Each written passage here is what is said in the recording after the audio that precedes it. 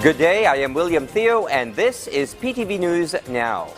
At least 24 people were declared dead and 35 injured after a bus careened off the Andes Mountains in Peru.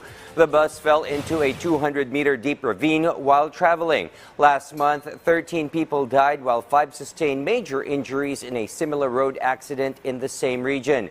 Official figures suggest more than 3,300 people died in traffic accidents in the Andean country in 2022 due to poor road conditions, speeding, lack of signage, and poor enforcement of traffic rules.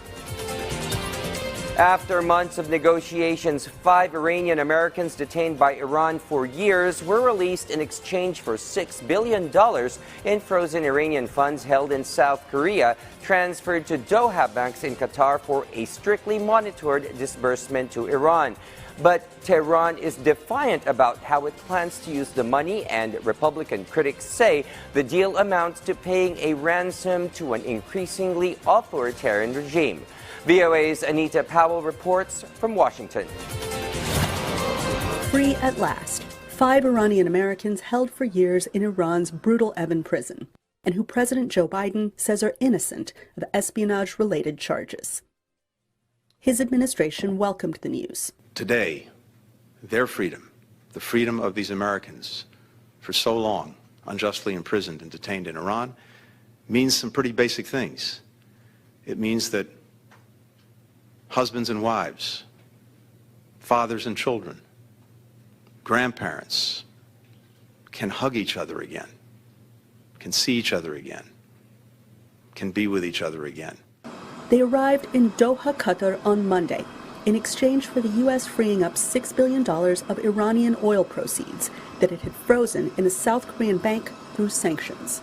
Tehran's critics say the regime may use that cash to continue its oppression and further its nuclear ambitions.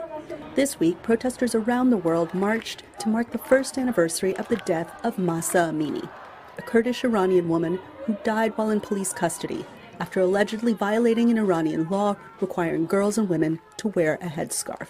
The White House stresses that the money comes with tough restrictions. These funds will now be subject to more legal restrictions than they were when they were in Korea. If Iran tries to divert the funds, we'll take action and we'll lock them up again. I also want to be clear. This is not a payment of any kind. It's not ransom. These aren't U.S. taxpayer dollars. And we haven't lifted a single one of our sanctions on Iran. But Iran's president says his government will spend the money wherever we need it. Analysts say this deal is about much more than releasing prisoners and frozen assets. And it happens right as world leaders, including Iranian President Ebrahim Raisi, join Biden in New York for the United Nations General Assembly. It's also part of an agreement that is meant to make some sort of diplomatic progress toward containing the Iranian nuclear program and accelerating a broader de-escalation between Iran and the United States throughout the Middle East. In a statement, Biden said he would continue to impose costs on Iran for their provocative actions in the region.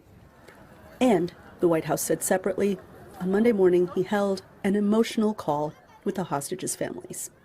Anita Powell, VOA News, Washington. This is William Theo. Stay informed, be aware, get ahead, be a fuse, get the news right here.